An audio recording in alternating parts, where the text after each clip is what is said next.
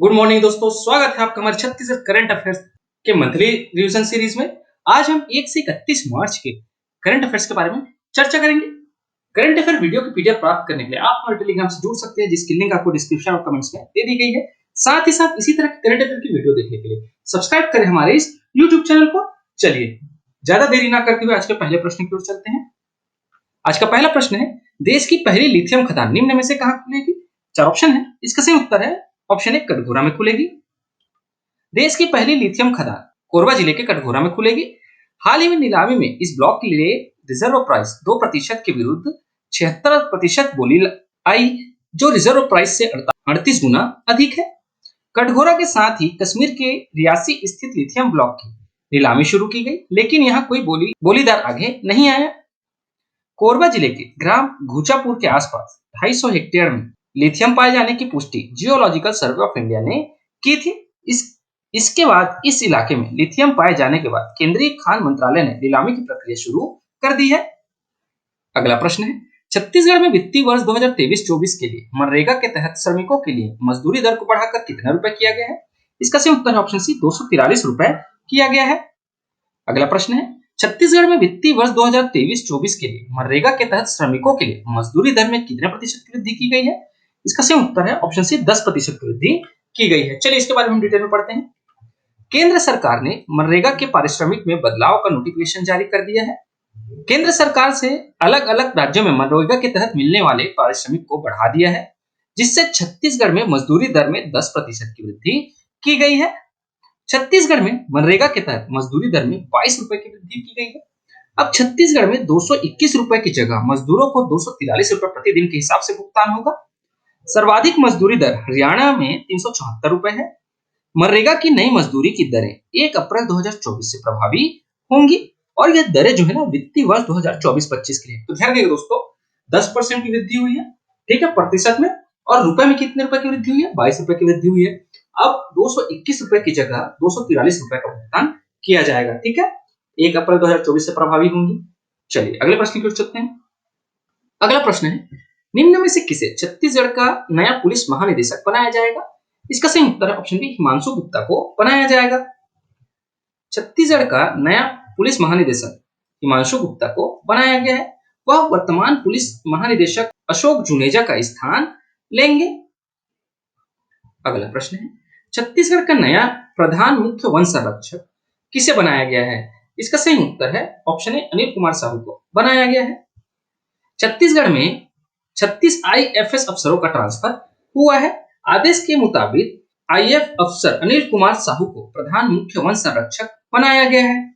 साथ ही छत्तीसगढ़ राज्य वन अनुसंधान एवं प्रशिक्षण संस्थान के निदेशक की जिम्मेदारी भी इनको सौंपी गई है। अगला प्रश्न है, छत्तीसगढ़ राज्य सूचना आयुक्त निम्न में से किसे बनाया गया है? इसका सही उत्तर ऑप्शन सी ए और बी दोनों। तो यहाँ पे नरेंद्र कुमार शुक्ल और आलोक चंद्रवंशी, इन दोनों को छत्तीसगढ़ राज्य सूचना आयुक्त बनाया गया है। छत्तीसगढ़ राज्य सूचना आयोग में 2 आयुक्त की नियुक्ति की गई है। सामान्य प्रशासन विभाग द्वारा जारी आदेश के अनुसार नरेंद्र कुमार शुक्ल और आलोक चंद्रवंशी की आयोग में आयुक्त के पद पर नियुक्ति की गई है। राज्यपाल श्री विश्वभूषण हरिचंदन ने 20 मार्च 2024 को इनको सूचना आयुक्त पद की शपथ दिलाई है। अगला प्रश्न है, छत्तीसगढ़ में किसानों को धान के अंतर की राशि का लगभग कितने करोड़ रुपए का भुगतान किया जाएगा? इसका सही उत्तर है ऑप्शन सी 13,000 करोड़ रुपए का भुगतान किया जाएगा। 12 मार्च 2024 को 24 लाख से अधिक किसानों को धान के अंतर की राशि लगभग 13,000 करोड़ रुपए का भुगतान किया जाएगा। 12 मार्च 2024 को 917 रुपए प्रति क्विंटल धान की अंतर राशि का भुगतान किया जाएगा। इस प्रकार किसानों को एमएसपी सहित कुल 3100 रुपए प्रति क्विंटल प्राप्त होगा। ठीक है दोस्तों, तो ध्यान रखिएगा, पहले धान के समर्थन मूल्य 2183 रुपए था, जिसके हिसाब से किसानों को भुगतान कर दिया गया था। लेकिन छत्तीसगढ़ सरकार ने क्या है कि 31 रुपए प्रति क्विंटल धान का खरीदने का घोषणा किया था। तो जो 917 रुपए मतलब 2183 रुपए में कितना जोड़ोगे 3100 है तो 917 रुपए। तो इस जो राशि का अंतर है ना, ये 12 मार्च को सारे किसानों में बांट दिया गया है, जिससे 13,000 करोड़ रुपए का भुगतान किया गया है। ठीक है, चलिए आगे बढ़ते हैं। अगला प्रश्न है, राजिम कुंभ कल्प 2024 का आयोजन किस थीम पर आयोजित की जा रही है? 4 ऑप्शन दिए गए हैं। इसका सही उत्तर है ऑप्शन ए, रामोत्सव की थीम पर आयोजित की जा रही है। छत्तीसगढ़ के प्रयाग कहे जाने वाले राजिम में राजिम कुंभ कल्प 2024 का आयोजन किया जा रहा है। महानदी, पैरी नदी और सोंढूर नदी के त्रिवेणी संगम पर बसा राजिम में कुंभ मेला का आयोजन किया जा रहा है। इस बार राजिम कुंभ का आयोजन रामो उत्सव की थीम पर आयोजित की जा रही है। राजिम कुंभ कल्प इस वर्ष 24 फरवरी 2024 से 8 मार्च 2024 तक आयोजित होगा। अगला प्रश्न है, योग एवं प्राकृतिक चिकित्सा और अनुसंधान के क्षेत्र में देश का दूसरा केंद्र कहां खुलने जा रहा है? इसका सही उत्तर ऑप्शन बी, रायपुर में खुलने जा रहा है। योग एवं प्राकृतिक चिकित्सा और अनुसंधान के क्षेत्र में देश का दूसरा केंद्र रायपुर में खुलने जा रहा है। केंद्रीय आयुष मंत्री सोनोवाल ने 2 मार्च 2024 को इसका शिलान्यास किया है। इसकी लागत 90 करोड़ रुपए की होगी और यह केंद्र आयुर्वेदिक कॉलेज परिसर में बनेगा। अगला प्रश्न है, छत्तीसगढ़ राज्य में नई औद्योगिक नीति कब से कब तक के लिए लागू की जाएगी? इसका सही उत्तर है ऑप्शन सी, वर्ष 2024 से वर्ष 2029 तक के लिए लागू की जाएगी। छत्तीसगढ़ में इसी वर्ष से आगामी 1 नवंबर 2024 से औद्योगिक नीति 2024 से 2029 लागू की जाएगी। वर्तमान औद्योगिक नीति 2019 से 2024 तक चलेगी, जिसमें औद्योगिक नीति में फूड, एथेनॉल, इलेक्ट्रॉनिक्स, डिफेंस, दवा, सोलर जैसे नए उद्योगों व सेवा क्षेत्र को प्राथमिकता दी गई है। तो ध्यान रखिएगा दोस्तों, नई औद्योगिक नीति जो है 1 नवंबर से लागू होगी 2024 से वर्ष 2029 तक के लिए। और अभी वर्तमान में कौन सी औद्योगिक नीति चल रही है? वर्ष 2019 से 2024 तक की वर्ष औद्योगिक नीति अभी लागू है। ठीक है। अगला प्रश्न है, श्री रामलला के दर्शन के लिए राम भक्तों को अयोध्या धाम लेकर जा रही स्पेशल ट्रेन का नाम क्या रखा गया है? 4 ऑप्शन दिए गए हैं। इसका सही उत्तर ऑप्शन सी, आस्था रखा गया है। श्री रामलला के दर्शन को रेलवे स्टेशन से राम भक्तों को अयोध्या धाम लेकर जा रही स्पेशल ट्रेन का नाम आस्था स्पेशल ट्रेन है। इसके लिए छत्तीसगढ़ पर्यटन विभाग ने IRCTC के साथ समझौता किया है। इसके तहत 5 मार्च से प्रत्येक सप्ताह विशेष दर्शन यात्रा ट्रेन छत्तीसगढ़ के यात्रियों को अयोध्या में प्रभु श्री रामलला के दर्शन के लिए लेकर जाएगी। यह ट्रेन रायपुर, दुर्ग, बिलासपुर, रायगढ़ समेत विभिन्न इलाकों से होकर चलाई जा रही है। मुख्यमंत्री श्री विष्णुदेव साय ने 5 मार्च 2024 को रायपुर रेलवे स्टेशन में आस्था ट्रेन को हरी झंडी दिखाकर श्री रामलला दर्शन के लिए अयोध्या जा रहे श्रद्धालुओं को रवाना किया और इस योजना का शुभारंभ भी किया है। तो ध्यान रखिएगा, श्री रामलला दर्शन के लिए अयोध्या जा रहे श्रद्धालुओं को रवाना भी किया है और श्री रामलला दर्शन योजना का शुभारंभ भी 5 मार्च 2024 को मुख्यमंत्री श्री विष्णुदेव साय ने किया है, रायपुर के रेलवे स्टेशन से किया है। ठीक है। अगला प्रश्न है, हाल ही में निम्न में से कौन सा क्षेत्र लिथियम के लिए चर्चा में रहा है? 4 ऑप्शन है। इसका सही उत्तर है ऑप्शन बी, छुरी। छत्तीसगढ़ राज्य में कोरबा के कटघोरा के बाद छुरी के आसपास लिथियम भंडार होने का पता चला है। भारतीय भूवैज्ञानिक सर्वेक्षण की जांच के बाद जेमरा छुरी में लिथियम के भंडार की पुष्टि हो चुकी है। कटघोरा के बाद जेमरा छुरी में दुर्लभ खनिज लिथियम मिला है। और ध्यान रखिएगा दोस्तों, पहला लिथियम का कारखाना जो खुलेगा, ठीक है, वो कटघोरा में खुलेगा, लेकिन कटघोरा के बाद दूसरी जगह और कहां लिथियम पाई गई है? तो वो छुरी में पाई गई है। ठीक है। और छुरी मतिरिंगा उदयपुर की पहाड़ी, कोरबा, सरगुजा, रायगढ़ में स्थित है। ये जो है ना, आपको कंफ्यूजन ना हो इसलिए इस पॉइंट को मैंने ऐड किया है। ठीक है। अगला प्रश्न है, छत्तीसगढ़ में बाल विवाह मुक्त छत्तीसगढ़ अभियान का शुभारंभ निम्न में से किसने किया है? 4 ऑप्शन दिए गए हैं। इसका सही उत्तर ऑप्शन बी, श्री विष्णुदेव साय जी ने किया है।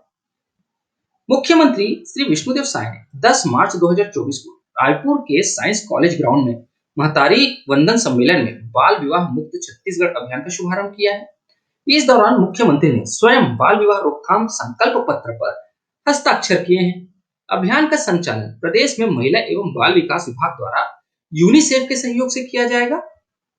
गौरतलब है कि राष्ट्रीय परिवार स्वास्थ्य सर्वेक्षण 5 की रिपोर्ट के अनुसार छत्तीसगढ़ में 12% बालिकाओं का विवाह 18 वर्ष से कम आयु में हो जाता है। इसमें सर्वाधिक बाल विवाह सूरजपुर जिले में होता है, जहां प्रतिशत जो है ना 34% लगभग है। ठीक है। तो ध्यान रखिए दोस्तों, आपको यहाँ से ये प्रश्न ये भी पूछा जा सकता है कि छत्तीसगढ़ में सर्वाधिक बाल विवाह किस जिले में होता है? तो सूरजपुर जिले में होता है। ठीक है, इस चीज को ध्यान रखिएगा। दूसरे नंबर पे बलरामपुर है, तीसरे नंबर पे कोरिया है, चौथे नंबर पे जसपुर जिला है ना। चलिए आगे बढ़ते हैं। अगला प्रश्न है, छत्तीसगढ़ में कंप्रेस्ड बायोगैस संयंत्र की स्थापना के लिए नगर निगम रायपुर और किसके मध्य MOU हुआ है? इसका सही उत्तर है ऑप्शन सी, ए और बी दोनों।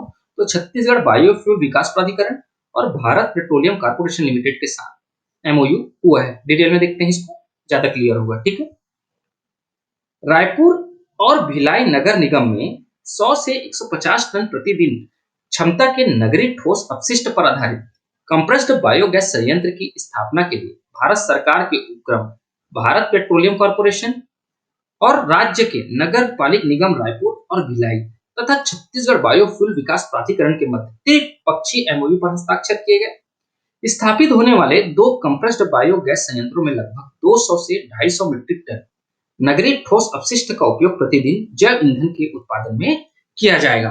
तो दोस्तों ध्यान रखिएगा, छत्तीसगढ़ में जो दो कंप्रेस्ड बायोगैस संयंत्र कहाँ लगेंगे, रायपुर और भिलाई नगर निगम में लगेंगे।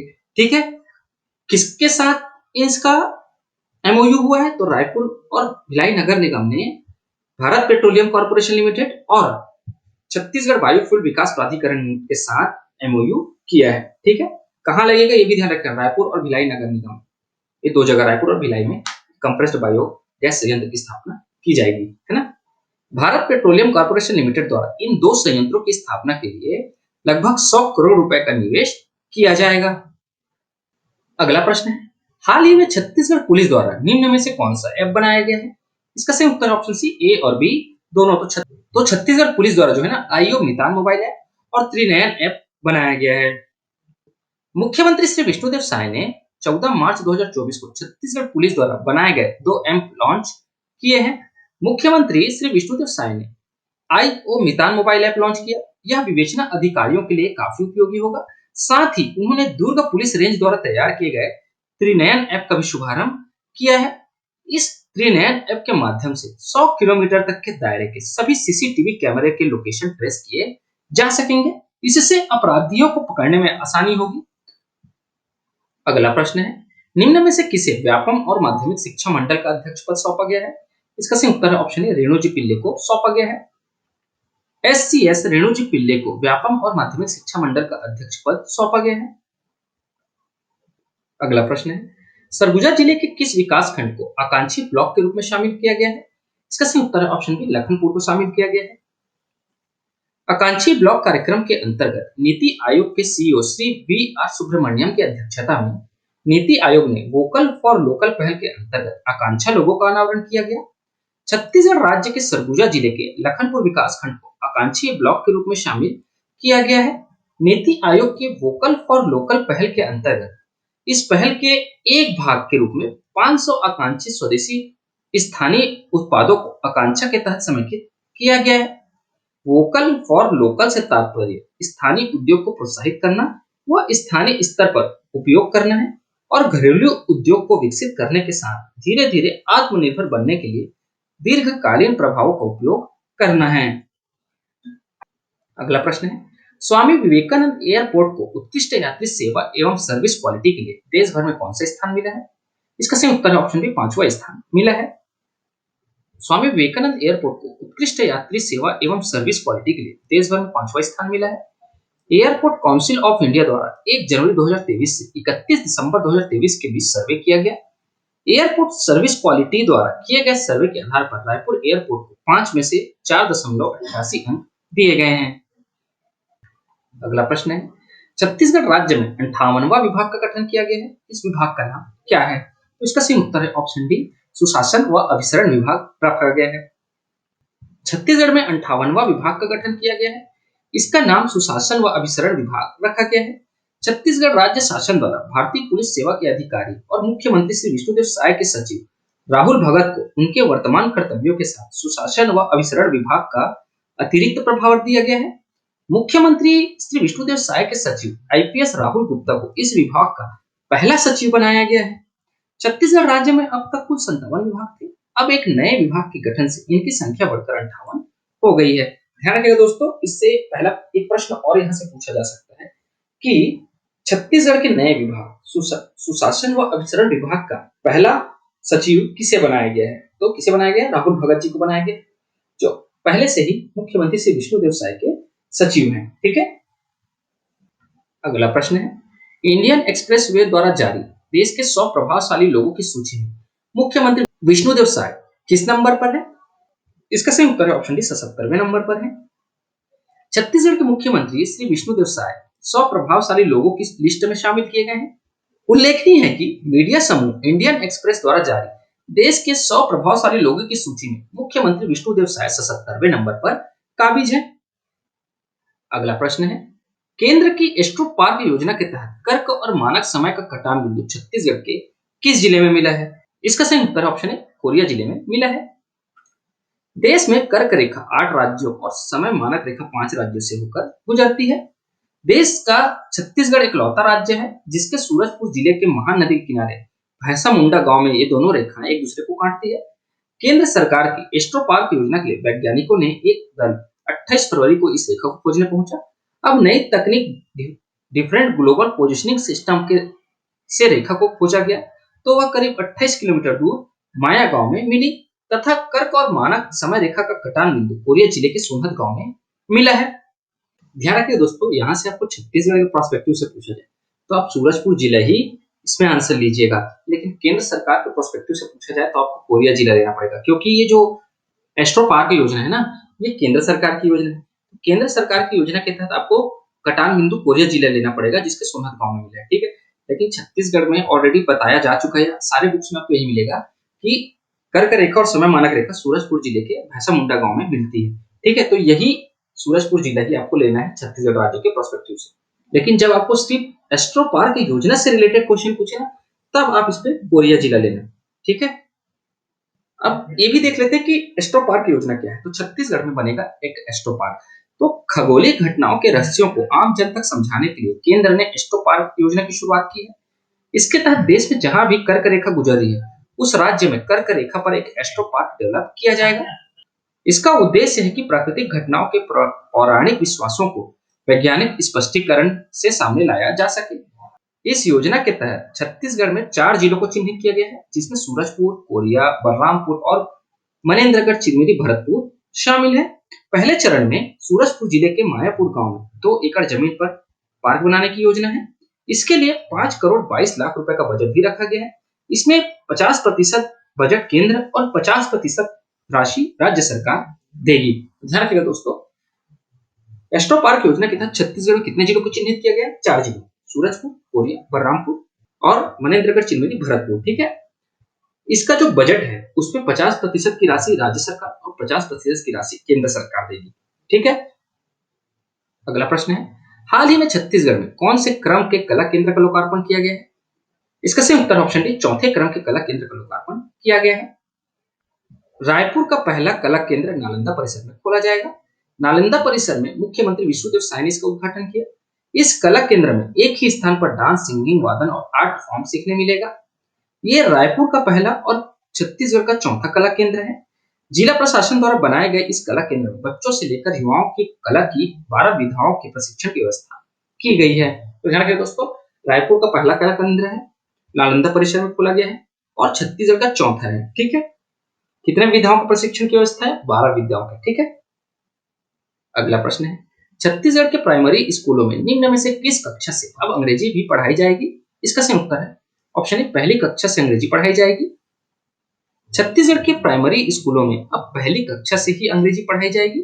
यह पढ़ाई उन स्कूलों में शुरू की जाएगी जहां पर आत्मानंद स्कूल नहीं है।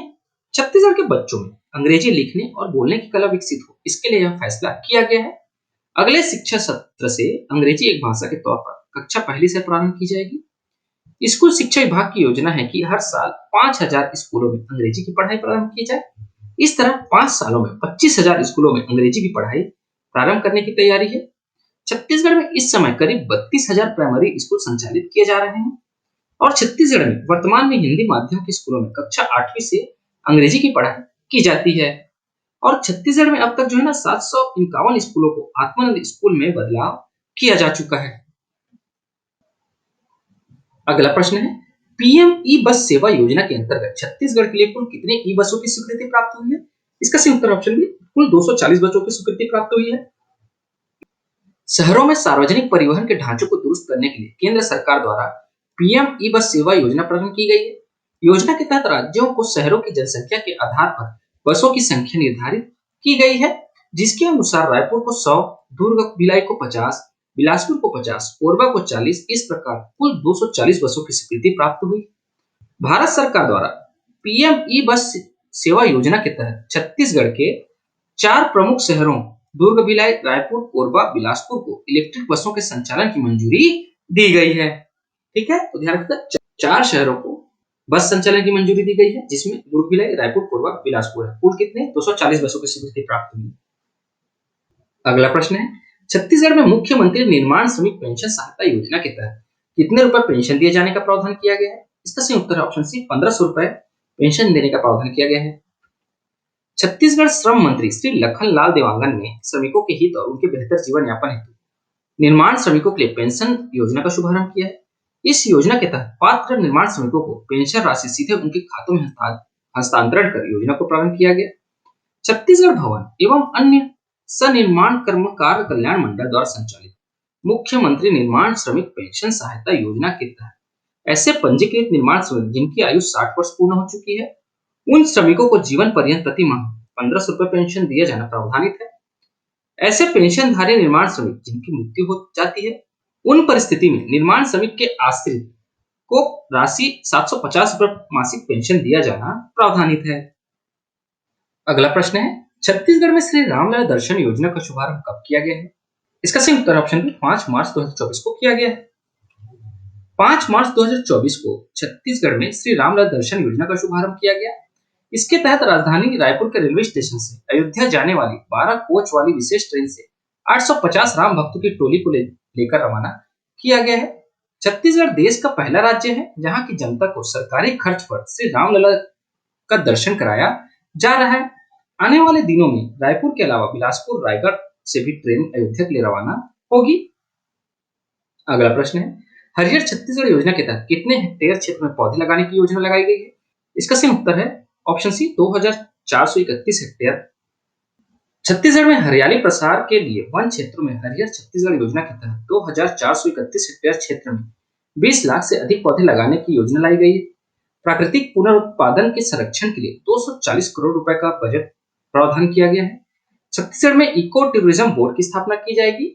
और ध्यान रखिए दोस्तों, वन एवं जलवायु परिवर्तन मंत्री श्री केदार कश्यप जी। ठीक है, अगला प्रश्न है, निम्न में से किस ऐप से निःशुल्क कोचिंग सहायता योजना का लाभ ले सकते हैं? इसका सही उत्तर है ऑप्शन ए, श्रमेव जयते ऐप से ले सकते हैं। छत्तीसगढ़ भवन एवं सनिर्माण कर्मकार कल्याण मंडल के पंजीकृत हितग्राहियों के लिए 3 मार्च 2024 को मुख्यमंत्री निर्माण श्रमिकों के लिए बच्चों हेतु निःशुल्क कोचिंग सहायता योजना प्रारंभ की गई है। योजना के अंतर्गत आश्रित संतान हेतु दत्तक संतान एवं हितग्राही पंजीयन श्रमिक व पंजीकृत श्रमिकों के संतानों को शैक्षणिक योग्यता अनुसार लोक सेवा आयोग, छत्तीसगढ़ व्यावसायिक परीक्षा मंडल, कर्मचारी चयन आयोग, बैंकिंग, रेलवे, पुलिस भर्ती एवं अन्य प्रतियोगी परीक्षाओं की तैयारी के लिए 4 से 10 माह तक निःशुल्क कोचिंग प्रदान की जाएगी। इसके लिए गूगल प्ले स्टोर से श्रमेव जयते ऐप डाउनलोड कर आवेदन कर सकते हैं। और इस ऐप का संचालन छत्तीसगढ़ श्रम विभाग द्वारा किया जा रहा है। अगला प्रश्न है, महतारी बंधन योजना के तहत पात्र महिलाओं को पहली बार सहायता राशि कब दी जाएगी? इसका सही उत्तर है ऑप्शन डी, 10 मार्च को दी जाएगी। प्रधानमंत्री श्री नरेंद्र मोदी के द्वारा प्रदेश की जनता को दी गई गारंटी को पूरा करते हुए राज्य सरकार द्वारा छत्तीसगढ़ में 1 मार्च 2024 से नवीन महतारी बंधन योजना लागू की गई है। इस योजना के तहत 21 वर्ष से अधिक आयु की पात्र महिलाओं को 1000 रुपए की मासिक वित्तीय सहायता दी जाएगी। इस प्रकार महिलाओं को 12,000 रुपए वार्षिक प्राप्त होगा। इस योजना के तहत 10 मार्च को पहली बार सहायता राशि दी जाएगी। इससे लगभग 70 लाख से अधिक महिलाएं लाभान्वित होगी। अगला प्रश्न है, छत्तीसगढ़ में महतारी बंधन योजना का शुभारंभ किसने किया है? इसका सही उत्तर ऑप्शन सी, श्री नरेंद्र मोदी जी ने किया है। अंतर्राष्ट्रीय महिला दिवस के उपलक्ष्य में 10 मार्च 2024 को बड़ौदा बाजार भाटापारा जिला मुख्यालय में नगरीय निकाय क्षेत्रों में महतारी बंधन सम्मेलन का आयोजन किया गया। प्रधानमंत्री श्री नरेंद्र मोदी ने वर्चुअल माध्यम से बटन दबाकर महतारी बंधन योजना का शुभारंभ किया है और महिलाओं के खाते में डीबीटी के माध्यम से पहली किस्त 1000 रुपए का अंतरण किया गया। अगला प्रश्न है, पीएम सूर्य घर योजना के लिए छत्तीसगढ़ राज्य सरकार द्वारा कितने रुपए तक अनुदान दिया जाएगा? इसका सही उत्तर ऑप्शन है, 15,000 से 45,000 रुपए तक अनुदान दिया जाएगा। पीएम सूर्य घर योजना के तहत रूफटॉप सोलर प्लांट लगाने की तैयारी छत्तीसगढ़ में शुरू हो चुकी है। इस योजना के लिए नोडल एजेंसी एनटीपीसी को बनाया गया है। इस योजना के तहत छत पर सोलर पैनल लगवाने वाले लोगों को केंद्र के साथ साथ छत्तीसगढ़ सरकार भी 15 से 45,000 रुपए तक का अनुदान देगी। केंद्र और राज्य दोनों अनुदान मिलने पर उपभोक्ता की 45,000 रुपए से लेकर 1,23,000 रुपए तक की बचत होगी। पूरे प्रदेश में सबसे ज्यादा 1203 किलोवाट क्षमता के 526 सोलर प्लांट बीजापुर में लगाए गए हैं। इस योजना के तहत केंद्रीय अनुदान जो है वो 1 से 2 किलोवाट तक में 30,000 से 60,000 रुपए है, 2 से 3 किलोवाट में 60,000 से 78,000 रुपए और 3 किलोवाट से ज्यादा में 78,000 रुपए तक का केंद्रीय अनुदान दिया जाएगा। अब इस योजना के तहत राज्य के द्वारा कितने अनुदान दिया जाएगा, चलिए वो भी हम देख लेते हैं। तो इसमें छत्तीसगढ़ राज्य के द्वारा 1 किलोवाट में 15,000 रुपए का अनुदान, 2 किलोवाट में 30,000 रुपए का अनुदान, 3 किलोवाट और उससे अधिक लगाने के लिए 45,000 रुपए तक का अनुदान राज्य सरकार द्वारा दिया जाएगा। अगला प्रश्न है, छत्तीसगढ़ राज्य सरकार की कृषक उन्नति योजना का राज्य स्तरीय शुभारंभ कब किया जाएगा? इसका सही उत्तर ऑप्शन बी 12 मार्च 2024 को किया जाएगा। छत्तीसगढ़ राज्य की किसान हितैषी कृषक उन्नति योजना का शुभारंभ 12 मार्च को जिला मुख्यालय बालोद स्थित सरयू प्रसाद अग्रवाल स्टेडियम में किसानों की मौजूदगी में होगा। केंद्रीय कृषि मंत्री श्री अर्जुन मुंडा के मुख्य आतिथ्य में आयोजित इस कार्यक्रम में छत्तीसगढ़ के लगभग 24,75,000 किसानों को इस योजना के माध्यम से 13,320 करोड़ रुपए की आदान सहायता राशि उनके बैंक खातों में अंतरित की जाएगी। गौरतलब है कि प्रधानमंत्री श्री नरेंद्र मोदी ने छत्तीसगढ़ के किसानों से 3100 रुपए प्रति क्विंटल की दर से धान खरीदी की गारंटी की थी। इस गारंटी को पूरा करने के लिए छत्तीसगढ़ सरकार की कृषक उन्नति योजना का प्रदेशव्यापी शुरुआत 12 मार्च मंगलवार को होने जा रहा है। कृषक उन्नति योजना के माध्यम से राज्य के किसानों के समर्थन मूल्य में खरीदे गए धान में प्रति क्विंटल 917 रुपए की मान से अंतर की राशि दी जाएगी।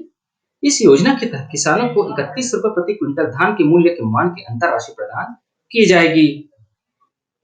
अगला प्रश्न है, छत्तीसगढ़ में उद्यम क्रांति योजना के तहत राज्य सरकार द्वारा कितने प्रतिशत की सब्सिडी दी जाएगी? इसका सही उत्तर है ऑप्शन सी 50% की सब्सिडी दी जाएगी। ऐसे युवा जो आर्थिक स्थिति कमजोर होने के कारण अपना स्वरोजगार नहीं कर पा रहे हैं, उनके लिए उद्यम क्रांति योजना शुरू की गई है। इस योजना के माध्यम से राज्य के युवाओं को स्वयं का व्यवसाय या उद्योग शुरू करने के लिए ब्याज मुक्त ऋण की सुविधा उपलब्ध कराई जाएगी।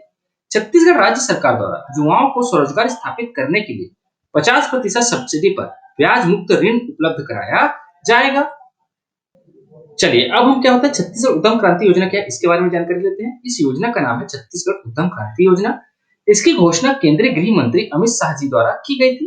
इसके लाभार्थी कौन होंगे? तो लाभार्थी राज्य के ऐसे युवा जो स्वरोजगार शुरू करना चाहते हैं वो होंगे।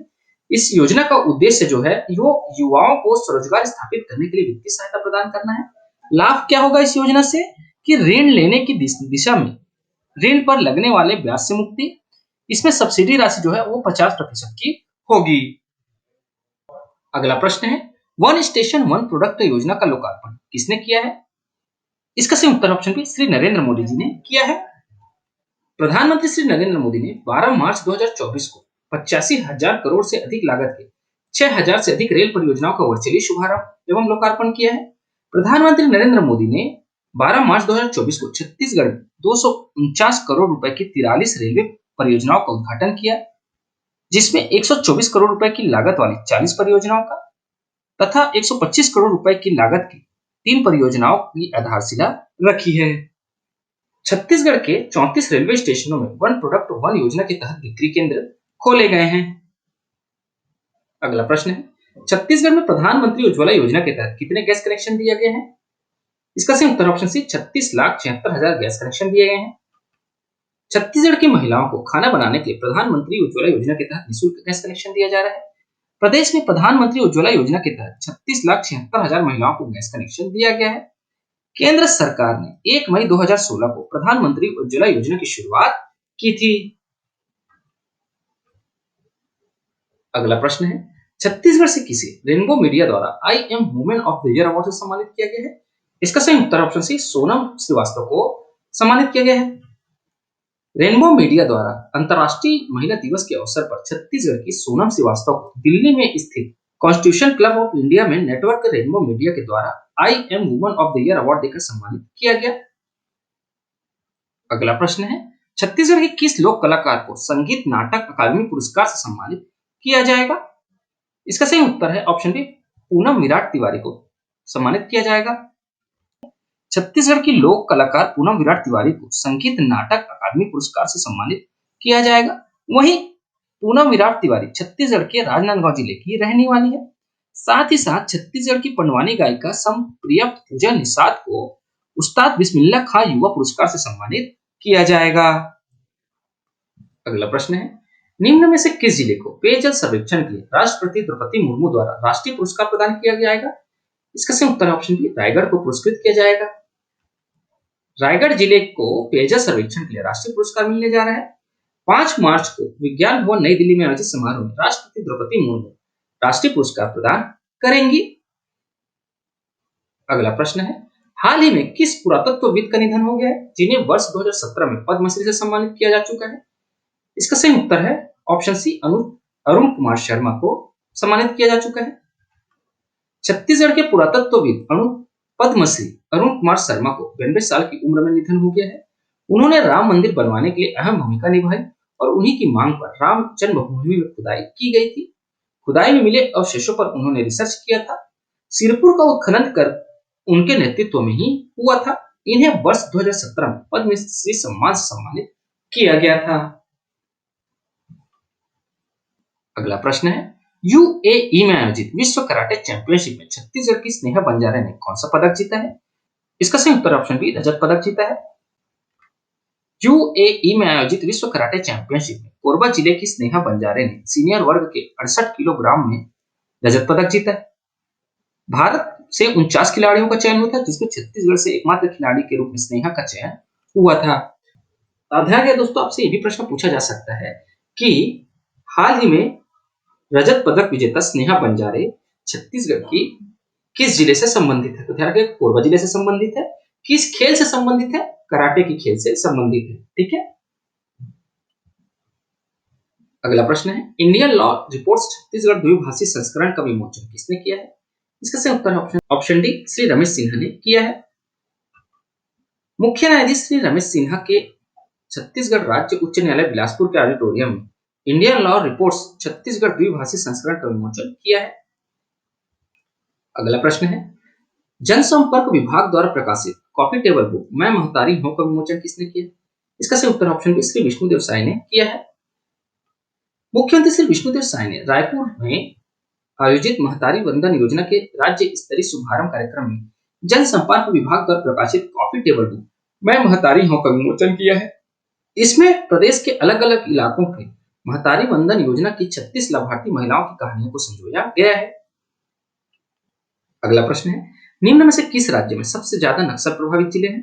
इसका सही उत्तर ऑप्शन सी, छत्तीसगढ़ में है।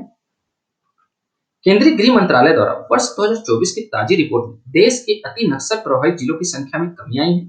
देश में नक्सल प्रभावित जिलों की संख्या 72 से घटकर 58 हो गई है। नक्सल हिंसा प्रभावित जिलों में सबसे ज्यादा जिले छत्तीसगढ़ में है। इसके बाद उड़ीसा और झारखंड का स्थान है। अगला प्रश्न है, हाल ही में जारी रिपोर्ट के अनुसार छत्तीसगढ़ में कुल कितने तेंदुए हैं? इसका सही उत्तर ऑप्शन डी, कुल 722 तेंदुए हैं। केंद्रीय पर्यावरण, वन और जलवायु परिवर्तन मंत्री श्री भूपेंद्र यादव ने भारत में तेंदुओं की स्थिति पर रिपोर्ट जारी की है। इसमें वर्ष 2022 की गणना रिपोर्ट में देश में इनकी संख्या बढ़कर 13,874 हो गई है। सबसे अधिक मध्य प्रदेश में 3,907 तेंदुए पाए गए हैं तथा छत्तीसगढ़ में कुल 722 तेंदुए पाए गए हैं। अगला प्रश्न है, छत्तीसगढ़ नवीन आपराधिक कानूनों पर प्रशिक्षण हेतु एमओयू करने वाला देश के कौन से क्रम का राज्य बना है? इसका सही उत्तर है ऑप्शन ए, पहले क्रम का राज्य बना है।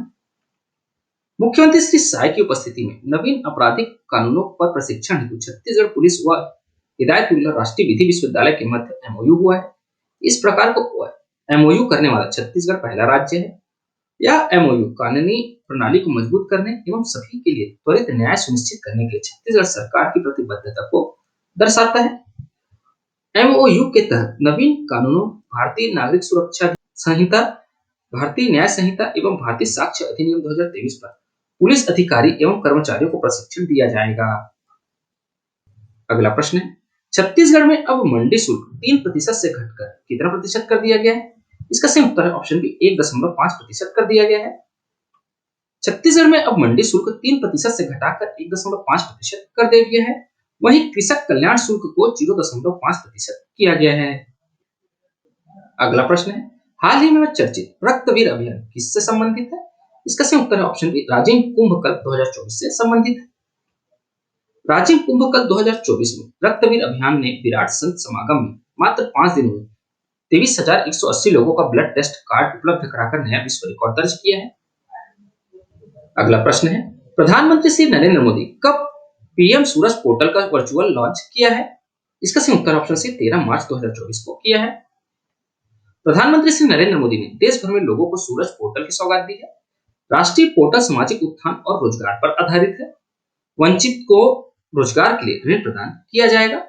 नमस्ते योजनाओं से लाभार्थियों का सशक्तिकरण इस पोर्टल का उद्देश्य है। और नमस्ते का फुल फॉर्म क्या है? National action for mechanised sanitation ecosystem. ठीक है। अगला प्रश्न है, छत्तीसगढ़ क्लाइमेट चेंज कॉन्क्लेव 2024 का आयोजन कहां किया जा रहा है? इसका सही उत्तर ऑप्शन है रायपुर में किया जा रहा है। छत्तीसगढ़ क्लाइमेट चेंज कॉन्क्लेव 2024 का आयोजन रायपुर में किया जा रहा है। मुख्यमंत्री श्री विष्णुदेव साय ने छत्तीसगढ़ क्लाइमेट चेंज कॉन्क्लेव 2024 का शुभारंभ किया है। अगला प्रश्न है, सरगुजा का ऑक्सीजन पार्क निम्न में से किस नाम से जाना जाएगा? इसका सही उत्तर ऑप्शन बी गणपति धाम के नाम से जाना जाएगा। सरगुजा जिले के महामाया पहाड़ में स्थित ऑक्सीजन पार्क को पहले वृक्ष मित्र स्वर्गीय ओपी अग्रवाल के नाम से जाना जाता था। सरगुजा स्थित इस ऑक्सीजन पार्क को अब गणपति धाम के नाम से जाना जाएगा। अगला प्रश्न है, छत्तीसगढ़ में जागर 2024 हस्तशिल्प एवं हाथकरघा प्रदर्शनी का शुभारंभ कहां किया गया है? इसका सही उत्तर ऑप्शन बी रायपुर में किया गया है। मुख्यमंत्री श्री विष्णुदेव साय ने राजधानी रायपुर में 10 मार्च 2024 को जागर 2024 हस्तशिल्प एवं हाथकरघा प्रदर्शनी का दीप प्रज्वलन कर शुभारंभ किया है। मुख्यमंत्री साय ने जागर 2024 के शुभारंभ समारोह में राज्य से 5 सिद्ध हस्त शिल्पियों को राज्य स्तरीय पुरस्कार वर्ष 2021-22 से सम्मानित किया है। अगला प्रश्न है, श्रम बैंड का संचालन निम्न में से किस जिले में किया जा रहा है? इसका सही उत्तर ऑप्शन सी जसपुर जिले में किया जा रहा है। मुख्यमंत्री श्री विष्णुदेव साय ने जसपुर के ग्राम बगिया से श्रम वैन को झंडी दिखाकर रवाना किया है। श्रम वैन जसपुर जिले के विभिन्न ग्राम पंचायतों में पहुंचकर श्रमिकों का पंजीयन करेगी, जिससे अधिक से अधिक श्रमिकों को शासन की योजनाओं से लाभान्वित करने में सहयोग प्राप्त होगा। मुख्यमंत्री श्री विष्णुदेव साय ने जसपुर जिले में 2 थाना चौकी का शुभारंभ किया है, जिसमें तपकरा थाना अंतर्गत उपकछार थाना चौकी तथा तुमला थाना अंतर्गत कोल्हन झरिया थाना चौकी शामिल है। साथ ही साथ जसपुर के ग्राम बगिया से नोनी रक्षा रथ को भी हरी झंडी दिखाकर रवाना किया गया है। जसपुर पुलिस प्रशासन द्वारा सुरक्षित महिला सुरक्षित समाज के उद्देश्य से इस रथ का संचालन किया जा रहा है। अगला प्रश्न है, सीताबाड़ी निम्न में से किस नदी के किनारे स्थित है? इसका सही उत्तर ऑप्शन बी पैरी नदी के किनारे स्थित है। राजिम मेला क्षेत्र के पैरी नदी के किनारे सीताबाड़ी में लोगों की भीड़ बढ़ रही है। यहाँ पुरातत्व विभाग द्वारा पिछले वर्षों में खुदाई की गई थी। खुदाई के दौरान मौर्य काल तक के अवशेष मिले थे। तत्कालीन सीताबाड़ी खुदाई के प्रभारी रहे डॉक्टर अरुण शर्मा ने बताया है कि सिरपुर के उत्खनन में करीब 2600 वर्ष पहले के अवशेष प्राप्त हुए थे। अवशेष के आधार पर पुरातत्व वेदा के अनुसार इस जगह पर किसी समय बंदरगाह होने की पुष्टि मिली थी। अनुमान लगाया जा रहा है कि इस बंदरगाह से व्यापार किया जाता रहा है। अगला प्रश्न है, किस जिले में सरस मेला का आयोजन पहली बार किया जा रहा है? इसका सही उत्तर ऑप्शन बी कबीरधाम जिले में पहली बार किया जा रहा है। 10 दिवसीय सरस मेला का आयोजन पहली बार कबीरधाम जिले में आयोजित हो रहा है। सरस मेला में महिला स्व सहायता समूह द्वारा निर्मित सामग्रियां लोगों को आकर्षण का केंद्र बने हुए हैं। ध्यान रखिएगा दोस्तों, सरस मेला का आयोजन ना रायपुर जिले में भी हुआ था, लेकिन यहाँ पे आपको क्या पूछा जा रहा है, पहली बार किस जिले में हुआ? तो पहली बार कबीरधाम जिले में हुआ है। ठीक है। अगला प्रश्न है, हाल ही में चर्चित बस्तर का मुक्ति संग्राम निम्न में से क्या है? इसका सही उत्तर ऑप्शन बी एक वेब सीरीज है। एक नई वेब सीरीज बस्तर मुक्ति संग्राम तैयार किया गया है। यह वेब सीरीज 8 मार्च 2024 को अंतर्राष्ट्रीय महिला दिवस को लॉन्च किया गया। पहली कड़ी बस्तर एक स्त्री राज्यम यूट्यूब पर जारी होगी। इस वेब सीरीज का निर्माण बस्तर क्षेत्र आदिवासी विकास प्राधिकरण द्वारा किया गया है। आज के इस रिवीजन वीडियो में इतना ही दोस्तों। आशा करता हूँ आपको हमारी वीडियो पसंद आई होगी। अगर आपको हमारी वीडियो पसंद आती है तो लाइक करें, शेयर करें और हमारे चैनल को सब्सक्राइब करें। इस वीडियो को देखने के लिए आपका बहुत बहुत शुक्रिया। Thank you very much.